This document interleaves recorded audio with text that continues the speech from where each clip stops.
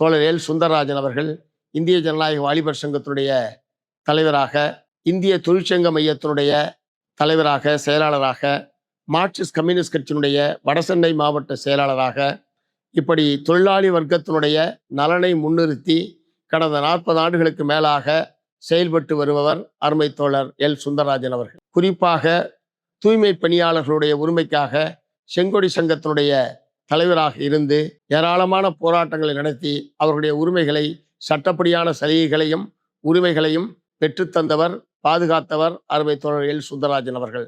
விளிம்பு நிலை மக்களுடைய வாழ்வில் இரண்டர கலந்திருக்கக்கூடிய தோழர் எல் சுந்தரராஜன் அவர்களைத்தான் மார்க்சிஸ்ட் கம்யூனிஸ்ட் கட்சி திருவொற்றியூரில் இந்த முறை வேட்பாளராக நிறுத்தியிருக்கிறது. ஆகவே திருவொற்றியூருடைய சட்டமன்ற உறுப்பினராக அவர் தேர்ந்தெடுக்கப்பட்டால் சென்னை மாநகரம் முழுவதும் இருக்கக்கூடிய உழைப்பாளி மக்களுடைய பிரதிநிதியாக நிச்சயமாக அவர் சட்டமன்றத்தில் செயல்படுவார்.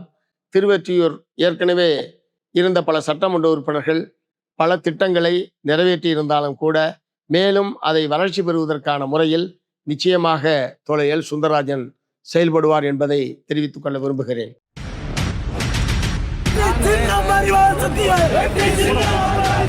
எல்லாம் போகுது அறிவால் சத்தியம்.